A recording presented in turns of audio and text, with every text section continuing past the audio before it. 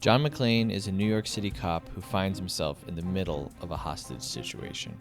He's at his wife's Christmas party in California, and a gang of thieves posing as terrorists have taken over. John has to use his wits, his strength, and his bare feet to stop the bad guys, save the day, and live to tell the tale in Die Hard.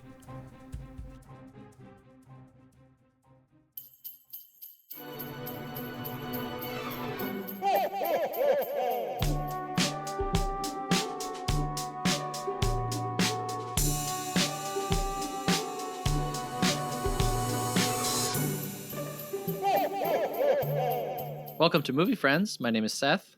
And I'm Michelle. Today we're talking about Die Hard from 1988.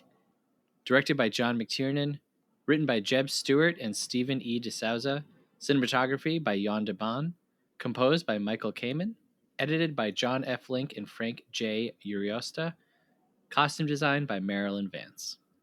Starring Bruce Willis, Alan Rickman, Alexander Godunov, Bonnie Bedelia, and Reginald VelJohnson. Michelle, how are you? How are you, Seth? Bonnie Bedelia just reminds me of Amelia Bedelia. Amelia Bedelia. I love that series. Also, I saw you smirking when I said my name is Michelle, so clearly we're going to have to work on that. No, I didn't smirk. You had a little giggle in you. I was looking down All at right, the notes. All right.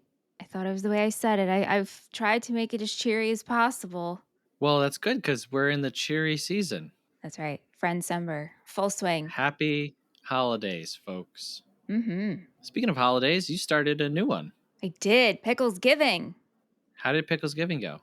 Picklesgiving was fantastic. There was a lot of food, though. Like, too much food. Too much? Yeah. Yeah. We learned some lessons, but everybody had fun attending Picklesgiving. Will there be another Picklesgiving? Absolutely. We already know what we're going to do differently next year. You live and you learn. Yeah. Hey, we got an email. Woo! Subject line is Wait, 12 imagine Angry if Men. we had, me going woo made me think of an owl. And imagine if we had an email owl. And it's like, who is it from? I mean, might be onto something. Let's see here.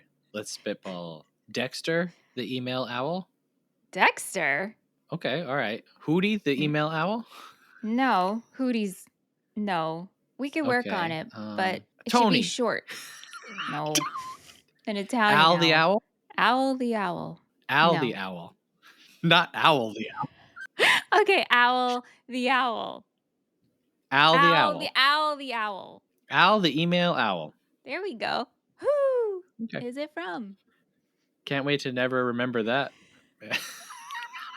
Anyway. Subject line is 12 Angry Men. And the email says, I love the outfits that you wear on this episode. And yeah, I thought, for you at least, it was a good look. The shirt and the tie. Yeah, I loved that Very look. Annie Hall.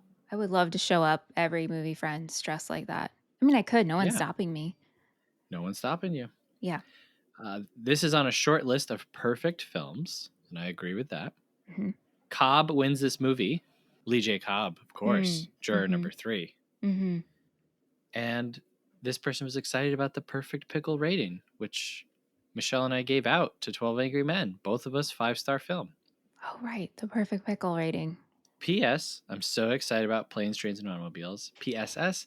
I love black and white films, and if I ever made a movie, it would be in black and white. Love it. And that email's from Ben. Hey, thanks, Ben. Can always rely on Ben for an email. It's great. That's right. We did not hear any feedback from anyone on our hand pie betting.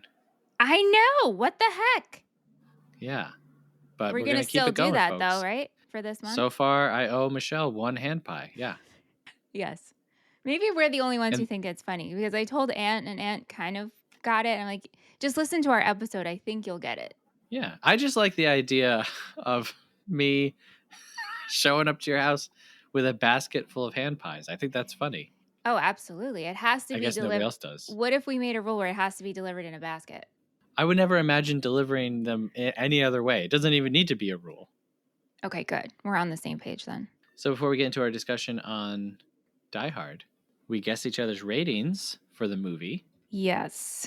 How you feeling? How you feeling this week? Not good. Not good. Now that I know that there's stuff on the line, like hand pies, I have no clue where this is going to go with you. You know what? To be honest, So, Seth, I don't even know. yeah. Okay. Oh, great. Yeah. All right, I'm locked in. Pencils down. But I'm just going to say, I think I'm going a little conservative on this one. I am not confident, but I'm locked in for you. All right. It's the opposite of locked in, really. Not. I don't know that you can be We're locked in without being lockish. confident. Yeah. Lockish-ish.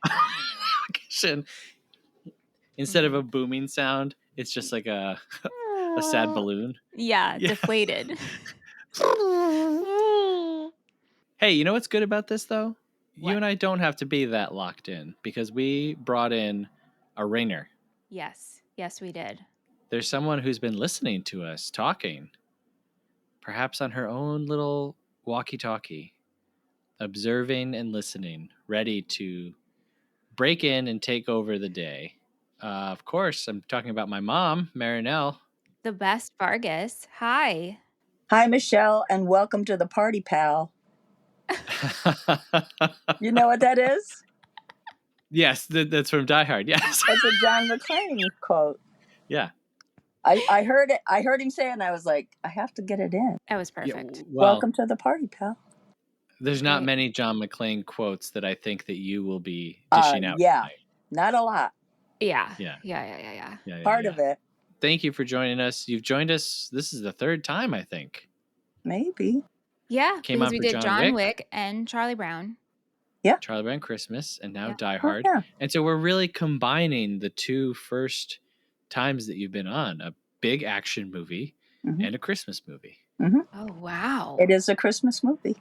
Well, we'll Yes. talk about that. But Yes. and also, listeners, I do a show monthly with my mom called Stop Where My Mom Will Podcast on our Patreon, where this year we talked about every movie in the Fast and the Furious franchise.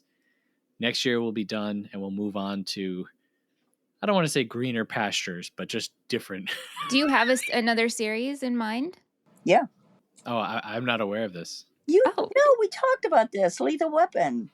Oh, well, we talked about just kind of opening it up to individual action movies and not being so stuck in the lane of Fast and the Furious. Yeah, which Seth isn't happy with that.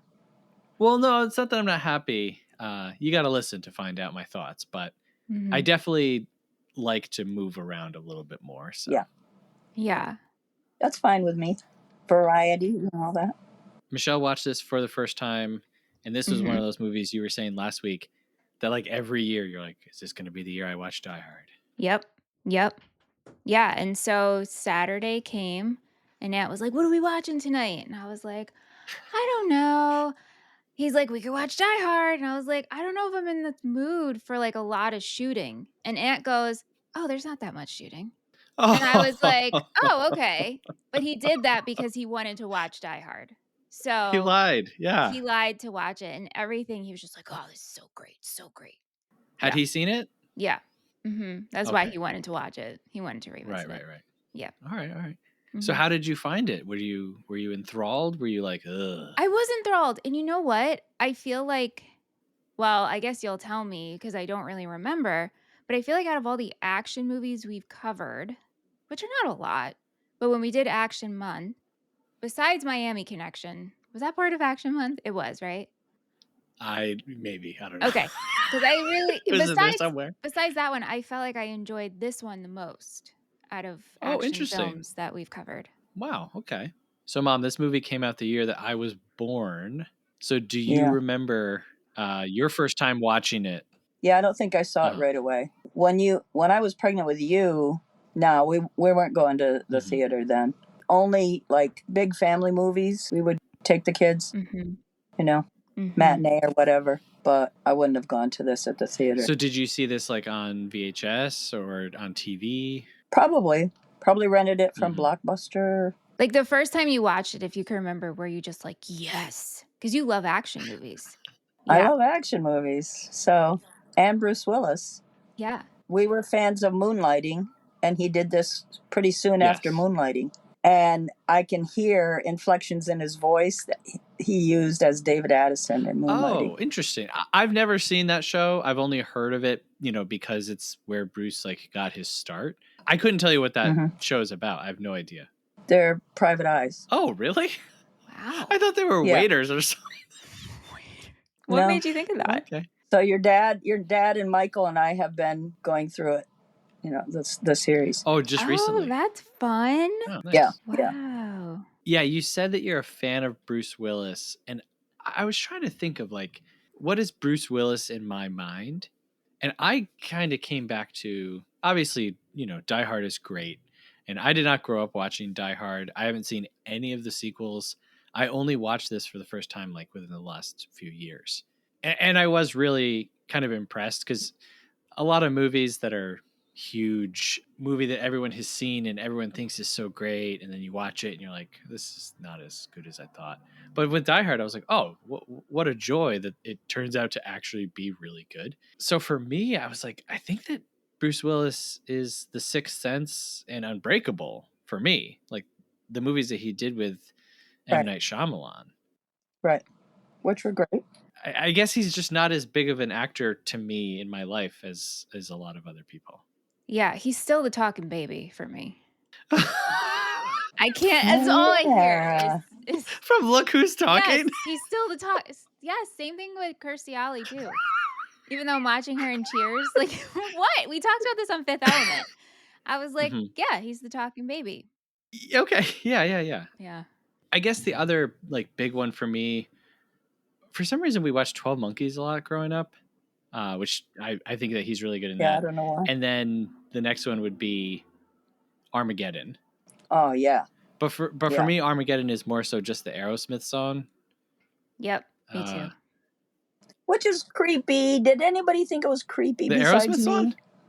That the dad, Steven Tyler, was singing the song that was supposed to be for his daughter. Oh, Liv Tyler. I don't know. I mean, yes, Ben Affleck and Liv Tyler liked each other, but the song was sung by Steven Tyler. Huh. I just thought that was a little creepy. All right. I guess I never thought about I never thought like about that. Yeah, Steven Tyler is creepy. Confirmed creep. For other reasons. But yeah, I guess I don't love that song anymore. Well, I never loved it. It's a fine song, but if his daughter wasn't playing the role. I saw that in theaters. Did you see it in theaters? No, I was bored to tears. Like I don't even remember the story. Yeah.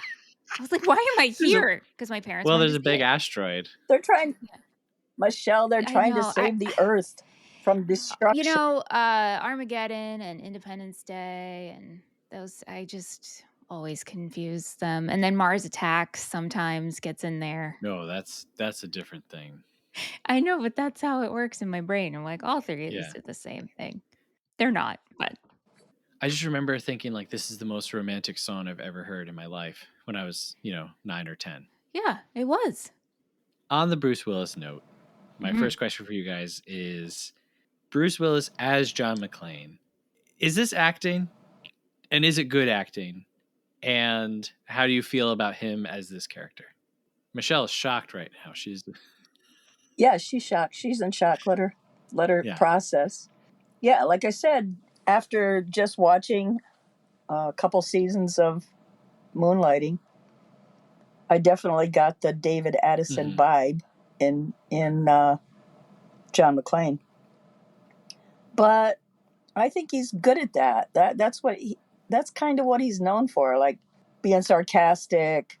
But also, if he wouldn't have been there, they would have been toast. Right. So he's like the superhero, the fast talking, sarcastic kind of dude. So yeah. What do you mean by acting? Like, do you like? Is this Bruce being Bruce, or is this poor acting? Like, what did you mean by that? No, just did you think that this was good acting from Bruce? Yeah. Okay. You didn't? It's hard for me to tell sometimes what like I said, like just exists as an icon. You can't imagine it any other way, right? And one example is obviously we're going to talk about Alan Rickman, right? And so like when you think of Professor Snape, you kind of can't imagine it a different way. So going into Die Hard, I'm like, yeah, this is John McClane. He wears a dirty wife beater and he writes on a dead terrorist shirt, ho, ho, ho. Leading up to this coming out, a lot of people turned this role down, right? So John McTiernan the year before had done Predator with Arnold Schwarzenegger, which is an awesome, great action movie. Schwarzenegger turned this down. A lot of people turned this down. Nobody wanted to do this movie for some reason. I don't know why, because the script is so great. Like, I can't imagine reading this and being like, no, I don't want to do that. Maybe they didn't want to be barefoot for an entire shoot. Mm-hmm. Walking a glass. But leading up to it, no one had faith in Bruce Willis. And they actually started advertising the movie without him because they were like, this is a TV guy. He's not really like sellable as this big action star. And Bruce Willis isn't like a ginormous guy, right? Mm-hmm. Like if you think about it, their original idea is to have Arnold Schwarzenegger play this. Those two are not comparable. I don't think Same. I I would think like the that. story would have been different. Like, this is just kind of like your common guy who's more than the common guy, obviously, but he Yeah. doesn't come off that way in the beginning of this Yeah. big, like, macho guy. And like at the time, critics did not like his performance. Like they just straight up said, they're like, he's not doing good acting. Like Wow. he's the worst part of the movie, all this different stuff. So for me now, if that was the reaction back then, but we're here, 35, 36 years later, like, oh no, he's the best. He's the greatest. Why do we feel that way? Well, because now we know him, right? And we know Right. Bruce, who's established, versus Right. We know Bruce is, yeah. versus like coming onto the scene in an action movie. Mhm. But like, look at all the stunts. I mean, we can't deny Yeah. all the stuff he did. Yeah. Yeah. Like, you don't watch this and be like, bad acting at all. Some And people No. people did. right. I don't But like think for so. me, who really Bruce to me is the talking baby, Yes. and he was on Friends. So that's even though we've done Fifth Element. So I'm like, yeah, Bruce is great in this. When he uses that gun and like wedges it behind the elevator shaft door, Ooh. and then he's like crawling down on the strap, and Uh-huh. then has to like jump across to the other side of the elevator shaft. There's a lot of great like stunts and moments and harrowing stuff. That is the crazy. I couldn't wrap my head around that. To put trust in that item. Yeah. Wow. Yeah, but you think that's better than wrapping myself in a fire hose and I do, because I know that like a careening fire down the side of hose the building? can hold tons and tons of weight. Like those things are really thick and durable. Yeah. But oh my god, there's just But nothing underneath he him. was what, on the 40th Yeah. floor, the Yeah. 36th floor, Yeah. or something like that? Would you really trust that? Throwing your body off the Well, I side guess of a at that building? I wouldn't be doing you're any just of like, I'm this. gonna blow up either way, so might as well just take the Yeah. plunge. Mm-hmm. I'm Yeah. not John McClane Yeah. in this movie. I'm Ellis in this movie. Like I'm Oh, bleh. Ellis was such a jerk from the Yeah. beginning. First he's hitting on Yeah. Holly, Alice sucks. and then he goes to Yeah. he's terrible. he does. I don't know. Like Ellis sucks. I'm not trying to say that he doesn't suck, but he doesn't give up Holly in the end. Like he says, like, "Oh no, John, you and I are friends, and that's how you got to the." I thought for Yeah. sure he was I going to did give too. her up. Yeah. And so, like, all right, Ellis, you're there with all the people that you work with, and you're there with Holly, and they're literally killing people. And so he does what he thinks he can do to save everyone's lives. And yes, he's gonna deliver them John, but who's John to him? He's Right. like the Right. deadbeat husband from New York who's angry and Holly hates. So it's like, yeah, I'll give you John if everyone that I work with can go free. So Holly doesn't hate him. I know. I'm glad you just said that, because I was gonna say the same thing. She doesn't Yeah. hate him. She doesn't hate him. She's disappointed in him. That's right. oh, and John? Frustrated. Yeah. Yeah. Okay, so for you guys, how are you feeling as John McClane, the husband, the father, the guy who kind of, I don't know, like he's intimidated by her, and so he kind of lets her go. But He's selfish. Okay, my take is Yeah. that he's established in New York. Mm-hmm. He is a cop through and through. He doesn't know, New York is not California. So to him, I'm a New Yorker. I'm going to go out to California. Really? I think it just freaked him out. Eventually, he comes around to see that she's happy there and she has an important job. And I think it's kind of a typical thing, though, people that have big jobs, yeah, and kind of set in their place of where they live. And I don't relate to John McClane in a lot of ways, but his hatred for like California, I totally understood. As a New Yorker who has met a lot of people from the West Coast, I just don't understand like Have you the been there though? mindset. Have you been to California? I've been to the West Coast, but not California. Oh, okay. Because California's beautiful.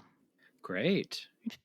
I'm just saying, like, not all, like, to write it off, not all California is bad. Oh no, it's great, and like the I'm sure the people there are all wonderful and they live happy lives, right? Mm-hmm. It's just the New York to California thing is a Yeah. real thing. Yeah. And John, though, is so absurd. When he first gets to the airport, he sees a young couple just run to each other and like embrace, and he says, California. And I'm like, no one's happy in New York. he Yeah. definitely does not care for it Yeah. Yeah. and doesn't want anything to do with it. But then I thought about airports in New York, and I thought, well, but then like at the party later on, some random dude like kisses him on the cheek, and he's about to like punch the guy. Yeah. It's a Christmas party. Everyone's drinking, Yeah. having a good time. John, calm down. It's all right. Well, You're not going to go to California and become gay because someone kissed you on the cheek. well, also, like, things are just so tense. The fact that he has to go there, the fact that he sees his wife is using her maiden name, and he was, so it's like building. I understand his actions and his feelings, but I think to just come off of what your mom said, I think it's a little bit of selfish and not necessarily selfish in the bad way, just of stuck in and established, have your foundation, and also not thinking your wife's job was going to last. Right. Yeah. Not really putting stock and faith into it. Yeah, because Argyle kind of pulls it out of him, right? Yeah. Like he's trying to be a stone wall to Argyle, and Argyle, I just want to Argyle's say, my favorite. Me too. he's the best. I love him. He's so good. Argyle rules. Of course, he should have turned the music down a little bit. He would have been more help. Yeah. Well, yes, but you know what? He was there when we needed him most. Mhm. That would have been me too, though. I would have been, you're sitting in a limo for a few hours. Might as well enjoy it. Blast Giant the teddy music. bear in the back.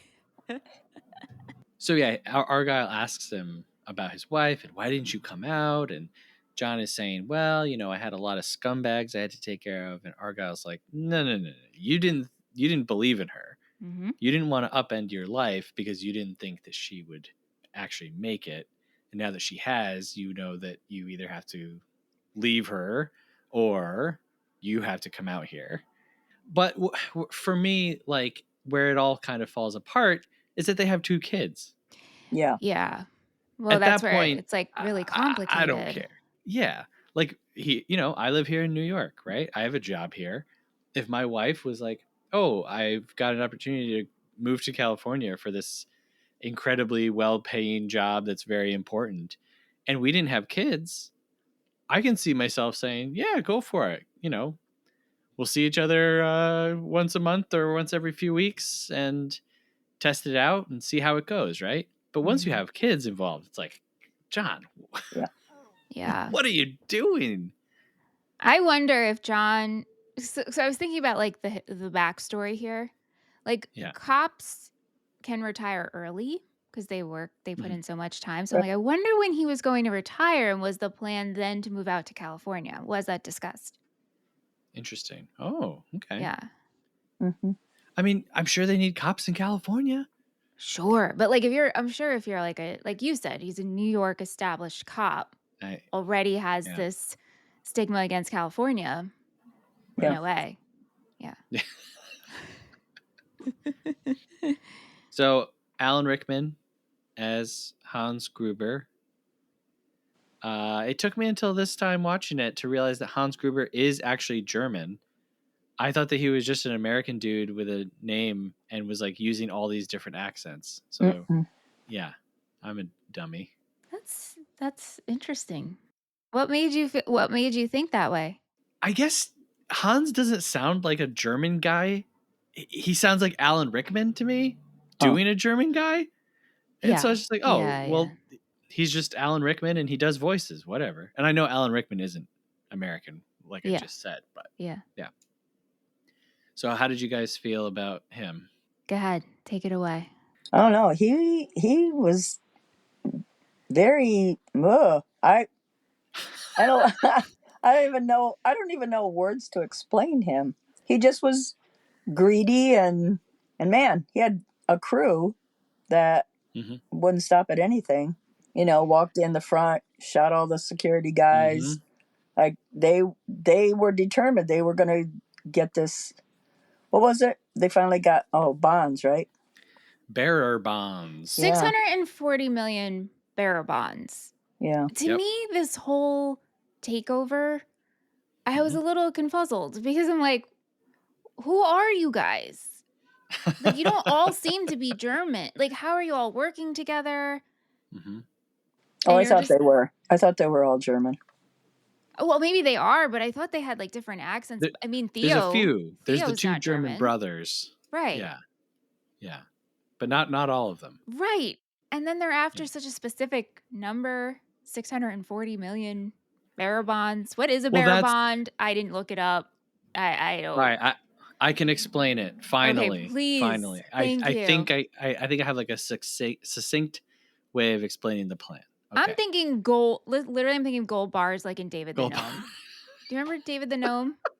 Or I do remember David the Gnome. What? Okay. This is another conversation. Cut this all out. Cut it. Yeah. Okay. We're not talking about David the Gnome. We're talking about Hans the Gruber. Okay. Hans Gruber, at some point and in some way, learns that the CEO of Nakatomi Company Industries, whatever, has $640 million in bearer's bonds in his safe. A bearer bond, they're not really used anymore, and I think they're illegal in a lot of places. It's money that's only good if you are holding it. So it's the same as cash, basically. So if you take a $2,000 bearer bond to the bank and say, hey, I'd like to cash this in, they'll be like, okay. There's not like a lot of paperwork involved. Now, I did look into, because they're numbered, that if your bearer bonds are stolen, you would be able to say, hey, I purchased these bonds. These are all the numbers I purchased them under, and this person stole them. So if they take this serial number to the bank. So Hans Gruber finds out that the bearer bonds are there. Okay, so we just need to get them. We're going to pretend to be terrorists, and we're going to blow up this building and kill all the hostages. And no one will ever know why we were here, because they'll never know that we were thieves. They'll think that we were terrorists. Then we escape out the back. If they kill the guy who owns the bearer bonds, he can't report them missing. Right. No one else knows that they're in there. And so you take the bonds, you escape with them, you cash them. No one's going to question you. No one's ever going to stop and be like, where'd you get all these gold bars? Right. You know what I mean? That's a very good explanation. And so it's a really good plan. You just have to pretend to be terrorists until there's a guy on the inside who learns these aren't terrorists, they're thieves. Right. Yes. Okay. And so that's why it's like a cat and mouse game between all parties involved of like who's giving what information to who, because depending on what information is given, it changes. Like everyone has to constantly like switch plans around. I just wanted to know why he wanted 640. Like why? For what? Well, for money. What do you mean? Why would you want $640 million? No, but like you couldn't think of anything to do with that, Michelle? I don't know why I'm thinking like there's a bigger reason why I have a couple ideas. why they are going after just to No, steal. no. And they Well, work that's the like, thing. are they a group? They're a group, or Hans Yeah, like Yeah. and they're gonna recruited? split it. They're Yeah. gonna Right? split it. Well, so that's the thing is this movie is really kind of like an Ocean's 11 movie. Yes, it is. Just That's what your told dad from the said. police's perspective. It's not told from Right. in another movie we would have seen Hans, and Hans is a bad guy, but sometimes there's bad guys involved in heist movies, Yeah, right? of course. But in a heist movie, you always want them to win still. Yeah. And in a way, I was like, I kind of want Hans to get away with Me his too. money. I wanted to see how this was going to play out. Because I'm like, how are you guys getting out of the building and not blowing yourselves up? Like, I get your plan, but. And then you find out they were going to go through an ambulance. Yes. Yeah, I mean, I just wanted like one Bond to escape. Well, they do at the end. That's what's floating out of the building is all the bonds. Yes. No, I meant like in Hans's hands. Oh, okay. I don't want Hans to have anything. He's nasty. I wanted to see it. And Theo. I liked Theo. Oh, yeah? Did you? you? I did. Yeah. The techie? How did Theo the IT get down? guy? Yeah. How did he get down from the... Oh, no, wait. Who is Theo? The computer guy? Yeah. Oh, yeah. Theo's cool. Yeah, right? So, but he's still no, divisive. And he's still a bad guy. Yeah. I don't think Theo shoots anybody, though. You sure? At the front desk? Pretty sure. No, I thought Theo... No, I thought he did at the front desk. Yes, I think he did at the front desk. Yeah, I get all of the thieves' names mixed up. So I think I was thinking of Tony. Why do you want a Tony in here, man? Tony the Owl? Tony's Tony one of the German terrorist? brothers. I was thinking of the guy who ends up like in chains at the end, and you think he's dead.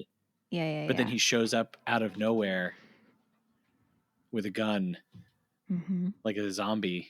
So yeah, it's a great idea. It's just you have to like act and pretend all this stuff all the way through. But yeah, he's great. He's a good counterpart to John McClane. They're both kind of witty little tormenting comedian each other. Guys. Yeah. Reginald Bell Johnson as Officer Al. Carl Winslow. Carl Winslow. Wow. When did Family Matters come out? Like, did he just transition? He's like, you know what? Playing Al was so great. I'm going to go on and play Carl Winslow on Family Matters. Yeah, I'm not sure when it was on. Came out the next year. Yeah, I mean, did the creator was like, we need the guy from he was like, I've already got the outfit. He's like, we're set. We got to do this. I'll just drive next door and start filming. Yeah. Yeah, I mean, Al's cool. He knows all the ingredients of Twinkies. Yes. I thought that was a little excessive. It's like, how many Twinkie references do we need with just one character? Yeah. Some characters just have things. Mom, how did you feel about Al? I liked him. I didn't like the guy at the store that was making fun of him for buying his wife all those pastries. What? Oh, don't call Was it Twinkies? A pastry. I couldn't remember what they were. Oh my gosh. I just remember him loading up his arms with them. I think that's the nicest thing anyone's ever said about a Twinkie. I'm anti-Twinkies. Are you? Why? Yes, because they're terrible. They never spoil. How can you, Yeah. You can leave it there Neither for 20 years. It would have mold. Honey doesn't spoil. No, don't compare honey to Twinkie. Don't, Seth. Get out of here. And did you know that your dad found out that Job had never had a Twinkie, so he bought him like 20 of them? I said, you couldn't just buy one or two. You had to buy a whole box. Wow. Well, I remember when it was announced that Twinkies were going to stop being produced. And that year for Christmas, my dad bought all of us a box of Twinkies. And he was like, you can either eat them or you can save them as an investment. And we were all like, we didn't know what to do. Is your dad a Twinkie enthusiast? Like, loves Twinkies? I think so. My dad's a Oh. big snack guy. Yeah. Anything, Yeah. Hostess cupcakes, Ho-Hos, Twinkies, all of that. Nice. So I know that we all love, Reginald Val Jensen and Al. And then there's this twist that comes. And he's talking with John, and he tells him, he's like, "Yeah, I shot a 13-year-old kid." How Mhm. did you guys feel about that? Well, that happened in real life, you know. Yeah, I mean, it happens a lot. Yeah. It happens all the time. Yeah, I think it's still I mean, it happens all the time. Kind of makes this movie not just this particular storyline, but timeless in a way. The thing Mhm. that I'm caught up on is I'm conflicted because at the end, not to jump to the end, Al sort of gets his wings back, right? We got our Yeah. Yeah. mojo Yeah. confidence because we Yeah. can shoot again. So it's like, yay for a cop using his gun and shooting again. Right. Right. But then the other side is just like, this is an action movie. Like, yeah, go Right. Al. Boom, boom, boom, Yeah. boom, Yeah. Yeah. Yeah. bleh. So that's where I'm like conflicted. Yeah. I mean, I'm not. I, I think it's easily like the thing that's aged the worst. Yeah. Like to use that as some kind of like redemption plot for a police officer character. Right. I think it just kind of shows how much our perception of a cop's role in society is and what is used as like sympathy. Because in the scene between the two of them, John doesn't say like, "Oh my God, that's horrible." He just is like, "I understand. I Mm-hmm. get it." Like his heart really goes out to Al in that moment, where today I don't think you would ever have any type of character who, admits to shooting a child. I don't think that would be part of anyone's You mean even if it was redemption arc cop to cop? or like sympathy. Yeah, I mean, Al, he doesn't know for sure, but he knows John's a cop. Roy is a Yeah. cop. Right. Yeah. Right. And Right. Right. so Yeah. you think that conversation wouldn't even happen between two cops? Not in this type of way and not in this type of Hmm. movie. Hmm. You know what I mean? Like because it's not it's used again, like it's used to give us sympathy to Al. Like Yeah. we're supposed to hear this news and be like, "Oh, that's terrible for you." I don't know Yeah. if that I don't know if that's what they're saying. Yeah, I mean, I didn't really have sympathy for him.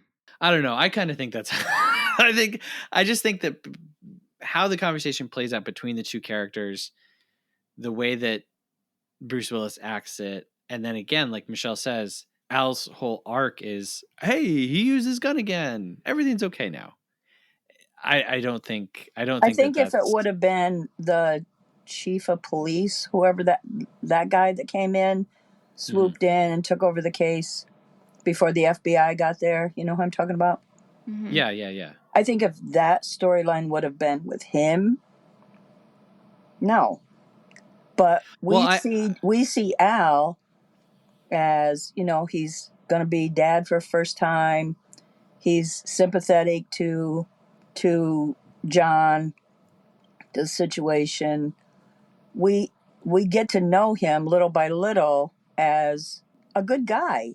So to me, that storyline, he's saying, you know, that happened and that was it. Now I'm just a desk jockey. I'm yeah. you know, that's I can't do this anymore. And the only Well, I reason didn't he shot understand. that guy was because he came out and he was with an automatic weapon. He Right. was going to shoot a whole bunch of people. Right. Mm-hmm. So I didn't think of it as, oh, I got my mojo back. I thought of it as he was able to act in the moment when he Mm. needed to. Yeah. Cuz you know me, I'm anti everything. Yeah. Yeah, no, you make a good point. I see what you're saying. I just think, Yeah. like I said, I think it's the thing that's aged the worst. And I don't think it's responsible storytelling. I think you could have given him anything. I think it Yeah. could have been my partner was shot, or Right. there's a Right. lot of Yeah. Yeah. other The kid. avenues that you can go down Yeah. to have us turn Al from like here's a silly guy buying Twinkies who just happens to be on the radio with John McClane Right. to, oh, I actually care about this person now, then I shot a kid. Because, Right. again, like after years and years and years, a cop shooting a kid in a movie isn't like, I don't think should be like a plot point. Even though it's fake and I it's wouldn't. all, Yeah, imaginary. I mean, I wouldn't even call it a plot point. It's just part of the character. Yeah, well, a character point. So yeah, I think that's definitely like least favorite part of this movie. I think again, just make it anything else. Bonnie Bedelia as Holly Gennaro McClane. Yep. How'd you guys feel about her? I don't know her from anything else. What else has she done? Was she a known actor at the time? I kept thinking she was Mary Stuart Masterson. I don't really know her, and even post Die Hard, I don't know that I've seen She was anything. Camille? Oh my Who? gosh, she was on Parenthood, and I loved that show. Oh, my okay. gosh. Well, let me eat my words. I trust me, I actually did research this movie, but I didn't research that. Wow. I love Parenthood. That was a great series. Never seen it. Anyway, I like her character. I like the way that we're presenting her. I like that she's not the damsel in distress. I like that she's like a strong, empowered person, and yeah, but also who still wants to make it work with her husband. Yeah. And didn't put up with Ellis. Yes. Yes. Yeah, I just don't agree with her. John McClane is funny, like in the context of this movie, and he's like cool and he's doing stuff, but just being around him, everything prior to the action stuff happening, he just seems like he'd be like the most annoying person to be around. Expand. You guys didn't get that? Expand. Just he doesn't like talk. What are you talking angry about? and surly and annoyed You're all the catching time. him in a time where he has to travel to the place he doesn't want to travel to, and he's having a very, very his relationship is very tense. He doesn't get to see his kids. How else would you like to see him as we peer into this window? He's not going to be jolly. If he was, that's bad. But That's bad. Imagine. That'd be bad. I just don't see Holly. It's like, why is John so great? And I mean, I guess the whole movie shows why John is so great, but yeah. Would you run through broken glass to save people that you don't know? I mean, yes. You took a while to answer that. Yeah. I mean, he's doing everything he can to help these people. Yeah. I guess so, but it's like you've been out. How long has she been out there? Do we know? Was it 6 months, No. a year? I thought it was 6 months, but I could just months, be I think. making that up. That's what I think. We all think 6 months. Okay, so yes, John McClane will run across glass for her, but your wife's been out there for 6 months, and this is the first time you're visiting? We don't know that. Your kids have been out there? I don't think. I feel like I keep harping on this. I just can't get over it. I think you're harping, Seth. I think you're harping. Definitely harping. All right. I'll stop harping on it then. He's our protagonist. So right? Holly is given a watch. A Rolex. Which, I've never been a watch guy. Mm-hmm. There are watch guys. Is your husband a watch guy? My dad was a watch guy. Oh, yeah? Your dad was too. Remember? You don't remember him wearing a watch when you were a kid? No, but I mean like a guy who like has like super expensive watches and has 5 to 20 of them. It was a problem. Like my dad was purchasing watches all the time. Yeah. Huh. I have one of his we each got one when he passed, and then my mom actually just gave Anthony a special one to him. Really? Mm-hmm. Wow. Yeah, but Aunt also likes watches, but then he got an Apple Watch, and that's all he wears now. Right. Yeah. I've just never understood watch. It's like what do you mean? Has a watch ever done for someone? No, I know. I know, but to put, some of these watches, you're talking like 10 grand, 20 grand. Yeah. Into, like with Holly's watch, this Rolex watch. I mean, and watches are very easy to pickpocket too. Mm-hmm. because Yeah. people just Yeah. because they usually have that link that Yeah. Yeah. Which is perhaps why Hans Gruber, the thief, instinctively grabs for her watch as he's falling. Mm-hmm. And then John has to What's he undo gonna the spend clasp it after of he the hits the watch. ground? No, I'm just trying to make a poetic point here. Yes. Poetic point. Okay. But I also didn't like kind of like the symbolism behind that, which is, John unclasps the watch, and that's what kind of like frees him and Holly and what the watch represents, and that's how Hans dies. I was kind of like, I don't know. I don't get that. Yeah, I didn't get that either. No? He just Okay, knew all he right. was hanging on. That was what was holding him there, so he let go of it. Right. I mean, it was kind of Otherwise, he was going to take Holly with him. yeah. I guess, yeah, I guess. I don't know. I'm just really down on John McClane right now. Like, I think if you remove all of that stuff from it, then like, yeah, this guy's great, and wow, You mean great remove the action. watch part and then John's fine? No, just like No, He all saved of his the all the wife, stuff. Seth. All the stuff. What are you talking about? just all the baggage of the marriage, and People are Listen. complicated. What? Yes. yeah. You want him to just be one thing, and No, I don't. I just don't want him to be a jerk to his wife and children. we don't know that he was a jerk. We didn't Right. see He's visiting what his wife happened. for the first time. No, in we six- don't know when that. when she got on the plane with those kids to move, he could have been sobbing. That's right. Please don't. I know you have to go, but I don't want you to go. No, he wasn't sobbing. He was angry. He was crossing his arms and saying, Yeah, but she'll be back. By himself, he probably was very sad. He cried himself to sleep.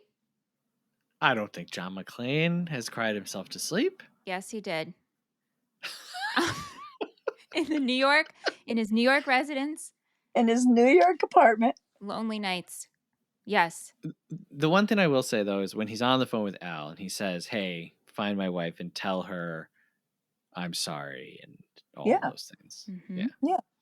But it took, almost blowing up 10 times. And he was all no. I'm not even gonna. You should say it. What was it? I want to hear it. No. I think you just have a beef against him that's not really real.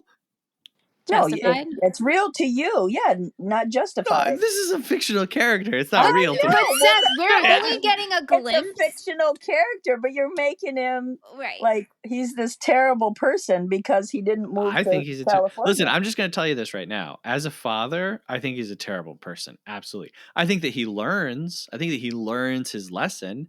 I think that he'll never do something like this again. I think that. Well, you don't know that he didn't call his kids every single day and talk to them and, ask them about school and all kinds of stuff. You really think John McClane is doing all that? I do. I mean, what if he was like, I'll have the kids? And she was like, no, I'm taking them. What if they have to switch? Then you go. Also, no questions asked. Can we just remember that we're only seeing a glimpse into one night? Crazy night. It's one night of his life. One crazy night. I should have wrote the poster for Die Hard. That's it. We're not seeing the rest of their marriage, their relationship, how they connect. I mean, we get a little bit of it of every time Holly is the only one who's noticing things and be like, oh, he's still alive. Oh, John is still with us. Yeah. Right. And even when there's only one person that could annoy you, and that's John. That's like the only thing another person could know in a relationship. Yeah. So. And when she knows that it's him that's, combating them, she smiles. Yeah. So this isn't a person that she's like, oh, he's such a jerk. Why did he even bother coming here? When he arrives and they get to her office and he's taking off his clothes and washing up, she straight up says like, oh, I missed you and all that, and then he just immediately launches into just like being terrible and being awful to her, and they fight. He needs therapy. He needs to work on his communication skills. People agree. fight, Seth. People fight. I mean, haven't you have been in a relationship for a long time, as have I. And haven't you ever had a discussion where, or you think when you finally see a person or finally get to the discussion you've been meaning to have, and you think you're going to act a certain way, you think but they just explode. I mean, No, I understand that. I mean, I can definitely relate to John, like having to go to this Christmas party. And it's like, you have this weight, he's going there to see his family. He's going there to see his wife. He's going to see his kids. He finds out she's using her maiden name. He's waiting to get into the two of them. yeah, right. I definitely, I see what you're saying. And I do agree with that. And it's conflict and it's part of life. Mm-hmm. Yeah. I just think it never should have happened. John McClane should have gone with his wife. But if he did move there with her at the start, she would have died on the roof. So I guess it all worked out for the best. There you go. Or actually, maybe Well, it there we wouldn't, have because it. would he be invited to the Christmas party anyway? Yeah. Yeah, spouse. Yeah. Yeah. Okay. Never mind. But he Should've wouldn't gone have with a her. gun. I don't know. John McClane carries a gun on an airplane. Well, Because he's a cop. He's allowed to. Maybe he'd be a Yeah. cop in California. Oh, but he wouldn't be a cop at the party. I see what you're saying. I mean, he wouldn't. No, I think carry John the McClane gun is a at the cop party. everywhere Yeah, he goes. No, you're right. know. I meant he wouldn't be Yeah. carrying the gun. Listen, to Seth, a if that party. scenario was in the movie, we wouldn't have a movie. That's right. That's right. true. I should be grateful he's a deadbeat. You're right. He's not a deadbeat. Wow. You don't know that. You're making a lot of assumptions. Yeah. Yeah. You created this whole character profile going off of I did. one night. How do you feel about John McClane's undershirt? What? I mean, a lot of people wear those. No, Yeah. but you guys didn't notice how it gets like blood soaked and like mud colored halfway look through what the movie? he's doing. What? I'm not I expecting know. this to remain clean. Lying through the crawl spaces and all that That made stuff. me so claustrophobic, by the way, when he was yeah? up in the. Yeah, and actually had to get up and walk away. He couldn't watch that scene. Both of us were like, that out of all the scenes, that one. I could do got us the that most. before You I could rappel down the outside of a building. I'd be like, just blow me up. I'm not doing that. I guess if I had to choose. If you had to choose between those two. Yeah. The only thing that would freak me out was if there was a rat in there. Oh my gosh. Rats aren't going to do anything. Just let it go. Well, I mean, it's a startling experience if you're in a tight space and a rat shows up. Sure. I've learned that if you name it, it's less scary. Like right now, there's a spider in my room, and I've been staring at Ted all day. But I'm like, you know what? I named you, so hi, Ted. Just stay up there. Don't come down. Okay. All right. You named your I'll try that. spider after Yeah. Seth's son. Oh, I did that. There you go. Yes. If I ever encounter a bear in the woods. Just be like, hey, Harry, have a nice day. Hello, Tessie. Tessie. Leave me, Tessie. Leave me alone. Yeah. No, Tessie, no. But yeah, John seems to have like this supernatural understanding of like the layout of this building that he's been in for like 10 minutes. Didn't he find the blueprints? He found the blueprints. Well, I'm not complaining. Like, I'm not like, oh, this is unbelievable. It's just like he knows exactly where to run and dive, and especially like the elevator stuff. He's just like, yeah, I can drop. Do you know how boring it would be? C4. Do you know how boring it would be if he had no idea where to go, where to jump, so where funny. to run? That'd be like a different movie. Yeah. Like, he's like, actually, wait, this is that the right? Yeah. I didn't even think about that. I honestly was just like, oh, this is an action movie. They know what they're doing. Oh, he's a cop. Yeah. He knows what he's Every doing. New York detective knows the layout of a half-constructed This is building. part of training, isn't it? Right. Yeah. The blueprint was on the desk, Seth, on the table. And yes, and he is a super genius who can memorize. Oh my gosh, we are really John McClane bashing. I guess I'm. Yeah, you need to change the name of the program. Coming in here and John McClane bashing. John McClane bashing podcast. Honestly, I just came into this and I was like, I just want to talk about Argyle. Well, yeah. Sure. Well, Argyle Actually, plays oh, go ahead. No, keep going. Christmas in Hollis by Run DMC. And Classic. John McClane's like, can't we listen to some Christmas music? It's like, this is Christmas music. He's not down with it. What were you going to say, Michelle? Well, I was waiting to get to the toes, the feet. making Okay, fists yeah. with toes. Go ahead. Take it away. Well, I had no idea that this was such a large part of this movie, that we're barefoot like the entire time. Yeah. Because I couldn't stop focusing on it. And then I was like, oh my gosh, he's literally barefoot throughout everything. Yeah. And then the I never put it bloody together. feet. Oh man. Oh, yeah. Wow. I never put it together that the reason why the guy in the airplane says to him, hey, you know, when you land, take your shoes off, make fists with your feet, walk around. I never realized that that's the only explanation for why John would take his socks and shoes off in her office. Yeah. Oh yeah, yeah. Yeah. It's a great device to like be like, oh, and he's barefoot the whole time. And he's got to run And that's across why. glass and he's bloody. But how are we going to get him barefoot? And so how you get him barefoot is the dude on the airplane says to do that. I've never heard of that. Me neither. Have you guys ever done that? No. And I don't know if I would hear that and then get to my wife's office bathroom or, you know, and be like, hey, this is a good time to do that. Right. Well, he hates flying. It's fine. Yeah. He's been waiting the whole ride with Argyle. The reason he was so absent in that conversation was because he was like, I can't wait to get my shoes off and make fists with my feet. Mm-hmm. But yeah, he's barefoot the whole time, running across glass, bleeding. Oh, God. I mean, the pain. I think the pain would kick in once you get into Argyle's limo at the end and you sit down. You know what I mean? Because when your adrenaline is going, it's true. Yeah. You can do anything, man. I've been so sick before, but then I had to do something, you know, prior commitment, whatever, launch shift at work, what, you know, and you just power through it. But the moment it's over, you're like, I think I might drop dead. Yeah. It was funny at the end of the movie when him and Holly finally embrace and he's gross and they kiss. I was like, Aunt, if this was me and you, I'd be like, can you shower first? Like, like a little. Yeah. Be like, yeah, that's well, yeah, and it's like, what are you covered in? Tony blood? All blood. You know what I mean? Hans Gruber blood? Yeah.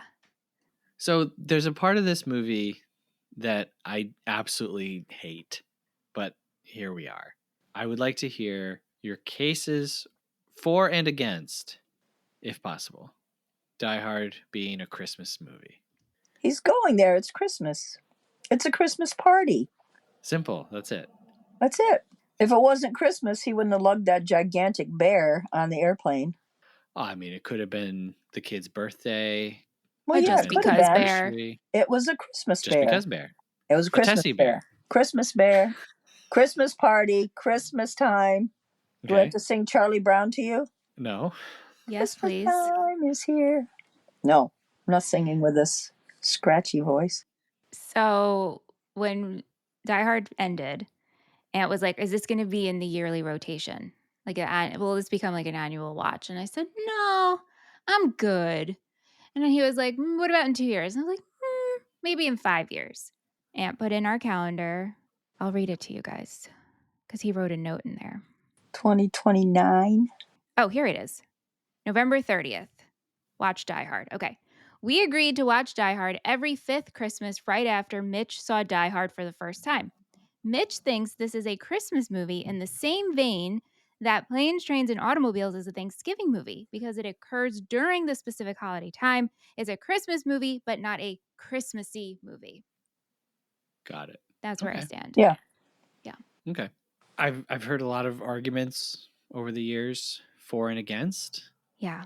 I just don't care either way. Like I If you don't care, why'd you make the post? Because I'm tired of hearing about it. Like I'm tired of that being the thing that people talk about when they talk about this movie.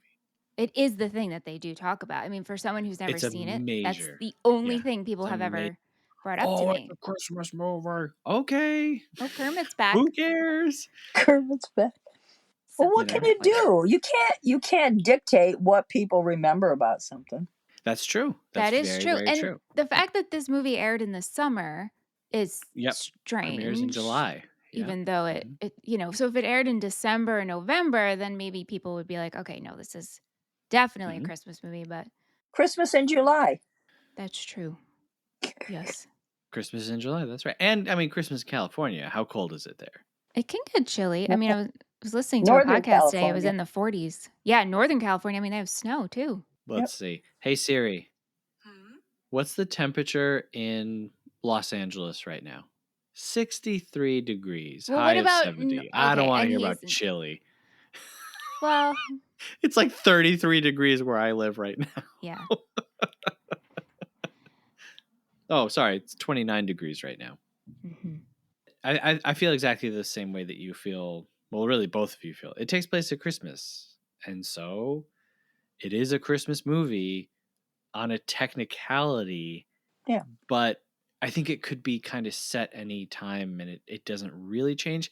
The only thing is towards the end, when John tapes the gun to his back, he sees that there's like a station for wrapping presents.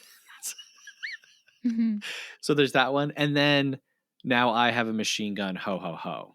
Yeah. Right. But well, he could have just as easily said, now I have a machine gun, ha, ha, ha. All right, let me say this. Yeah. Did the thieves know when they were going to go into the building that there was a Christmas party there that night? Or did they think everyone went home from work? There might be a few stragglers. We can go in, knock them off or tie them up or whatever. And So easy peasy. Yeah, but they instead they chose come that because and- they knew the building would be mostly empty because Right. it's Christmas Eve.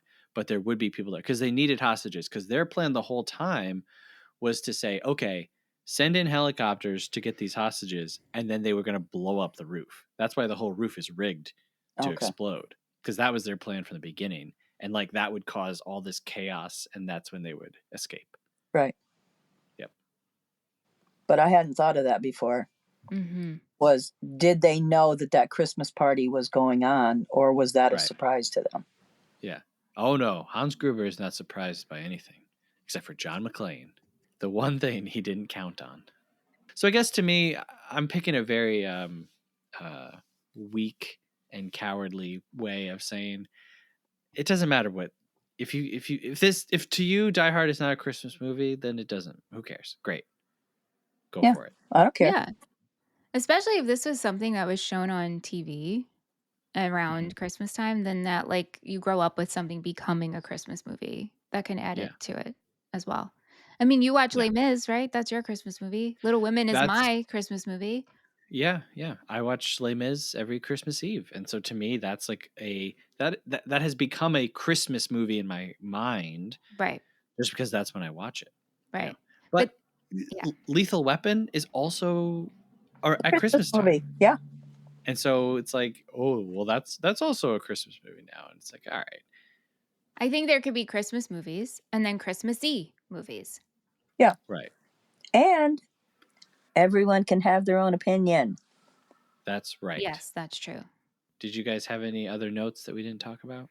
Well, I like that when Hans asks who he is, John tells him he prefers to be called Roy Rogers. Yeah. Would you have a nickname you would give someone if you were trying to remain anonymous? I don't know. I would have to go with something that was still very, like if someone said it, I would be like, oh yeah, that's me. So maybe I would just give like my middle name. Or I'd be like, call me Geth. Geth? I don't know. You could say, how did you say your name when you were little? Seth. Seff. Oh, yeah. Seth. Oh yeah, that works. Yeah. He couldn't say TH, so I taught him how to spell his name.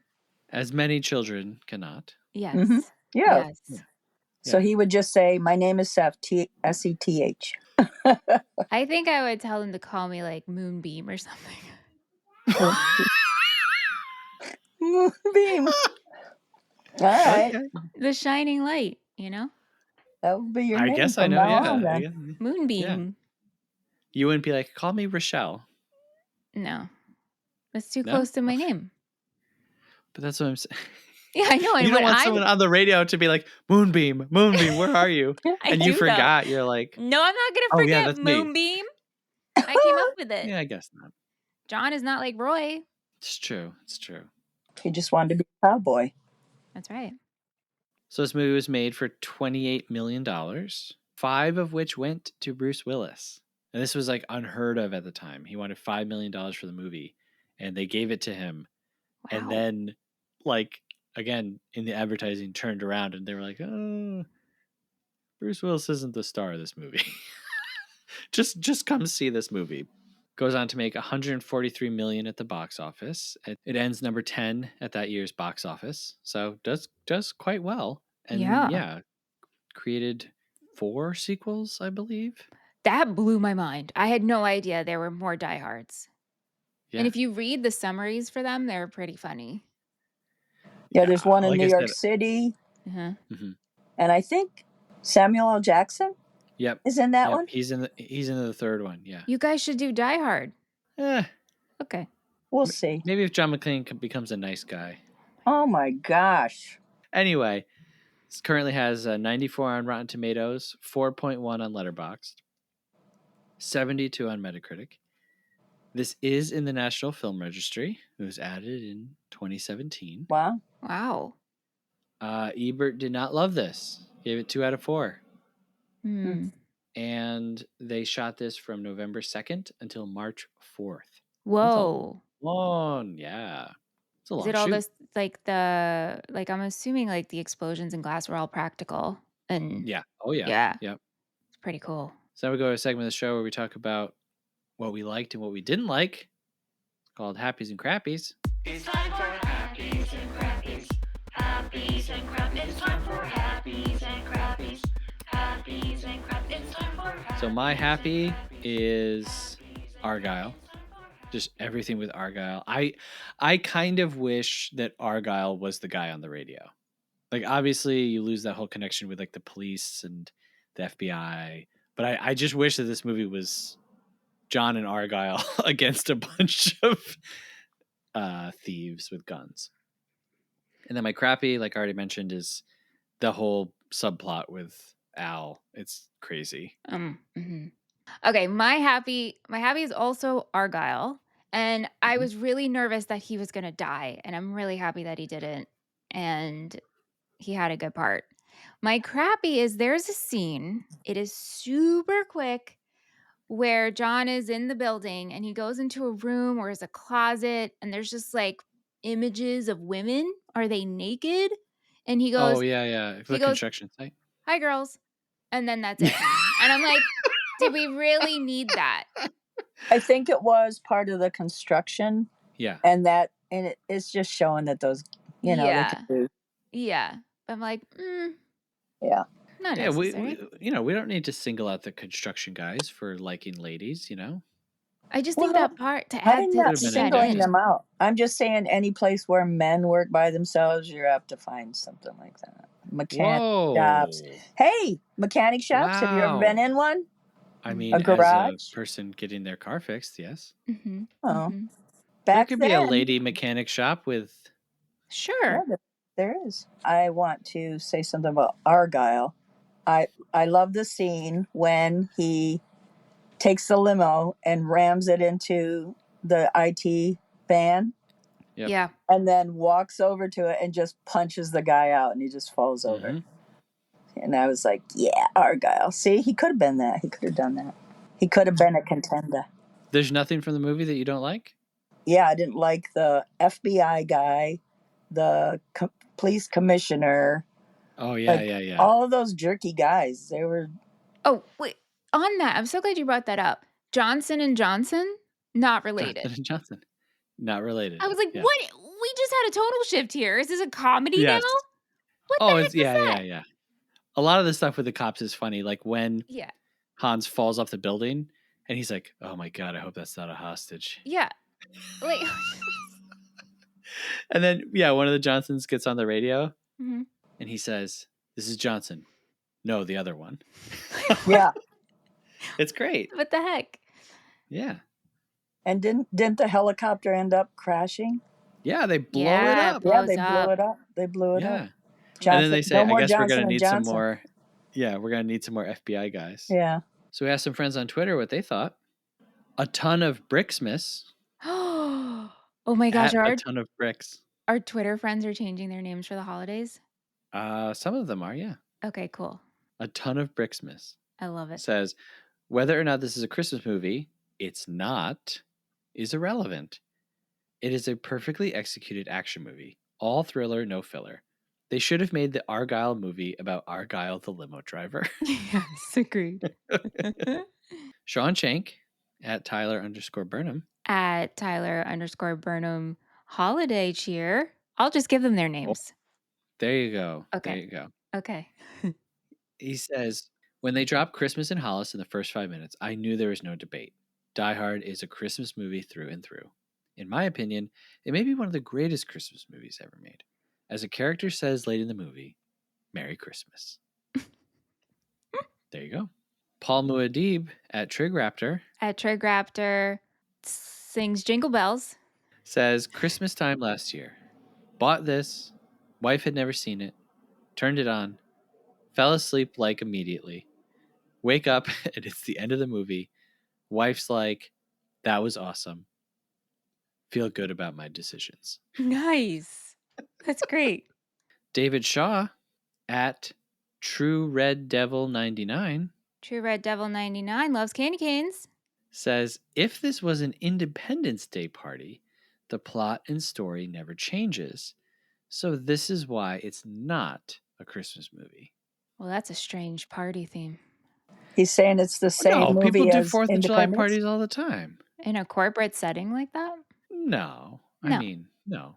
But I think his point is just like Christmas Yeah, isn't. you can interchange. I get it. Yeah. New Year's would have been better than 4th of July. Yeah. Definitely could have done That's New Year's. true. That's true. But imagine New having to Year's- spend, I guess it's always strange, right? Like spending Christmas Eve or spending New Year's Eve at your job. Yeah. Yeah, would you be doing? But that happens in movies a lot. I don't know. Maybe it was that like a New Year's corporate Eve thing? party, I think makes sense. You do? Yeah. Okay. Melissa D'Agostino at Melissa Dags Melissa Dags Gingerbread. says, perhaps my favorite action film? ? Mm-hmm. The fact that it's also a Christmas movie helps its cause. So maybe the Christmas elements of this just kind of help. It's like action movie plus.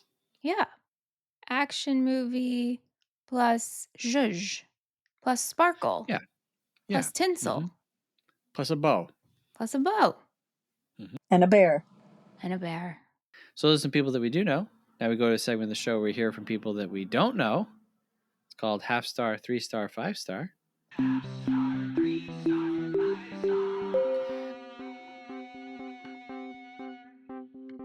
These are reviews from letterboxd.com, which is a website and an app where you can rate, review, and log movies. We start with a half-star review, which is the lowest rating that you can give a film. We go all the way up to a 5-star review, which is the highest rating that you can give a film. And for the half-star review, do you guys have any requests for an accent? What do you think? I mean, I could try to do Hans Gruber. I could try to do John McClane. Argyle. No, I don't think I'm going to try to do Argyle. But he's the best character. That's the thing. He's too good. I can't touch that. Could you do a Californian? Kind of like Alric. Whoa. Yeah. Yeah. Like a surfer. Yes. Okay, yeah. Half-star review. This is just Michelangelo from the Turtles. All right. That's fine. This film is truly awful. I will never understand why people think it's an iconic movie. I could have cried just because I was so incredibly bored. My dad loves this movie and my sister quite liked it. My stepmom and I laughed the whole way through it. Smiley face. That was good. That was good. I think that was Ted from Bill and Ted's. Maybe, yeah. They're in Oh. California. Mm-hmm. Mm-hmm. Yeah. All right. So Well, they say that they were incredibly bored, but that they also laughed the whole way through it. Yeah. What- yeah. So they're Pick one. confused. Pick a Confused. lane. Come on, man. Confused. Yeah. Yeah. 3-star review says, how was he doing all of that barefoot? An iconic movie with some really good characters. Argyle is my fave, but Alan Rickman's character honestly stole the screen for me. Would definitely watch again, but it's not going to define my Christmas season. Mm-hmm. Mm-hmm. 5-star review says, the Swiss wristwatch of action cinema. Ooh. Every piece has its place. It's wound to perfection, top to bottom, and it hums along with the kind of clockwork precision and well-oiled efficiency that puts the mind at ease. With time, it's starting to feel more and more like a vintage antique fit for the museums, to be split into parts and studied in schools. Wow. Wowie zowie. Wow. Yeah. Interesting. Definitely didn't study it in school. So we rate things as a schmovie, a movie, or a film. We rate them 1 through 5 stars and give our final recommendations. Mom, you want to go first? Truthfully, I don't know what a movie is, so I Nobody guess I'll just does. say it's a movie. Okay. And I would rate it 4. Okay. Nice. And do you recommend it for people who haven't seen it? Yeah, but it'd have to be a person that loves action films, action movies. Yeah, I wouldn't recommend it to someone that loves rom-coms and comedies because even though it has funny parts and touching parts, we didn't even mention the kids. The kids were great. Yeah. Yeah, I mean, And the real reporter. villain is that The reporter. reporter. Yeah, that was terrible. Terrible. But yeah, you know, there's those kind of parts. But if you don't like action movies, you're not going to like this. Yeah. Yeah. All right, Michelle, do you want to go first? Sure. Okay. So I wrote down that you. All right. So this is for another hand pie, by the way. Ham pie in a basket. We're building Can you the stack. please Wrote down- explain to me what a hand pie is? You know what a hand pie is. No, I have no idea. I've been listening to you guys say this now for I don't know how long. And I'm like, what when the you- heck is a hand pie? It's when you take a circle of pie dough, you put filling on one side, you flop over the other side, and then you crimp it. So a turnover. No. A turnover is a flaky pastry dough. This is a pie dough. A more dense. But like similar idea. Pie dough is supposed to be flaky, sir. Okay. But that's why I said a more dense. Yeah. All right. Okay. And you eat it with your hand. It's a I hand kind pie. of thought it was like a mud pie or something, like a little kid makes. Why would we be betting mud I don't pie? know. That's so I was funny, like, imagine. what is wrong with these two? Why do they want to get hand pies from each other? And we're gonna deliver them to each other in a basket. Okay. That's so wow. So That's, thank I you for love it. explaining it. I never heard that right. term in my life. Well, it's a good thing you asked because there might be people out That's there who are like, true. "What the What heck is are a they ham thinking?" pie? Yeah. Okay, I said that you were gonna rate this 3.5 movie. To all the people that didn't know what a hand pie was, you're welcome. Thank you. Yes, you're right. 3.5 movie. Very cool. All You right. nailed it. You nailed it. And I also would only recommend this to people who love action movies. So if someone was like, "Hey, did you watch any good Christmas movies lately?" I'm not going to recommend this one. No. Yeah. I'm nervous now to show you what I chose for you after our discussion. I wrote down 4-star movie. Very good. That's correct. What? We each get a hand pie out of this? Or does it cancel No, out? I think it cancels it out. Yeah. So okay, I still owe you one. Plus 1 hand pie in my column. Yeah. I think this movie's great. Like I said earlier, it's always refreshing to finally watch a movie that you've heard about all this time, and it is actually as great as people say that it is. I don't know that this is the best action movie of all time, but I don't really put things in categories like that. Like, come on, Police Story or Mad Max Fury Road or Mad Max 2, compared to this, you can't really compare those things. And so this movie can just be great. Doesn't need to be a Christmas movie. It doesn't need to not be a Christmas movie. It is what it is, and what it is a very fun time. And I do recommend it. If you haven't watched it, if like Dune Buggy, you bought it and then fell asleep and your wife said it was great, let her take a turn on the couch. Mm-hmm. Okay. How am I going to go off of that? Hey, if you want to take a nap on the turn couch. That's what I'm saying. A nap A on nap the turn. on the turn couch? A turn on the A nap. turn on the nap couch. Or you could say a nap on the turn couch. Yeah. Hey, if you just woke up from your turn on the nap couch, we'd love it if you give us a rating and review wherever you're listening. Remember, folks, we are trying to beat Jamie Kennedy in Apple Podcast reviews, and he's winning, folks. Don't let him win. Please leave us a review. You can also send us an email, moviefriendspodcast@gmail.com. We would love to hear your arguments for or against this being a Christmas movie, whether or not Bruce Willis is doing good acting, all of those things. Let us know. You can also support the show, patreon.com/moviefriendspodcast. $5 a month gets you access to all of our additional shows, like the one that I do with my mom, Stop or My Mama podcast, or the one that we did about Freaks and Geeks. Every episode, folks. Every episode. It's a great time. There's a lot of stuff on there. You also get access to our patron-only Discord, and you get to vote on upcoming movies, which we didn't mention in this episode, but all the movies that we're doing this month, they were all voted on. Come on, by the patrons. That's crazy. They're directing this whole month. It's a lot of power. It's too much power, if you ask me. Yeah. I'm never doing this again. Nope. Come on. Okay, all right, we will. Okay. You convinced us. In fact, we'll do it again next week because next week's episode, this is a big one. I just want to say, Yeah? this is a big one. Tell the folks. people, Seth. Tell the people.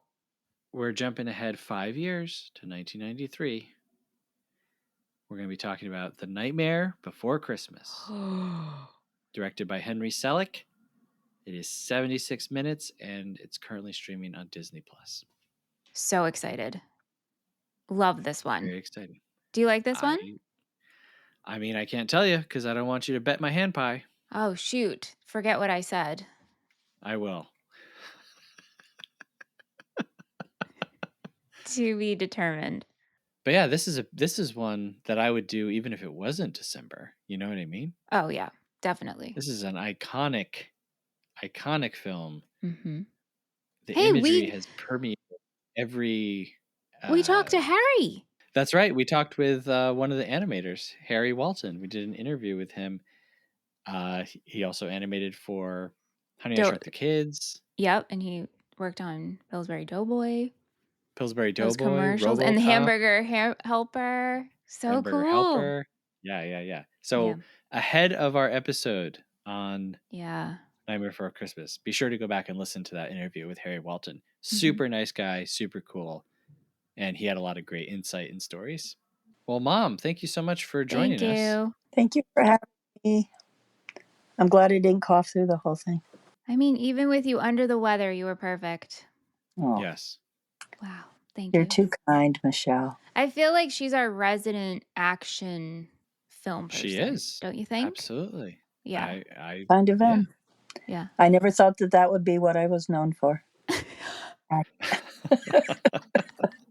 Well, like you said, we don't get to choose what people remember about us. Oh, well, yeah, it's true.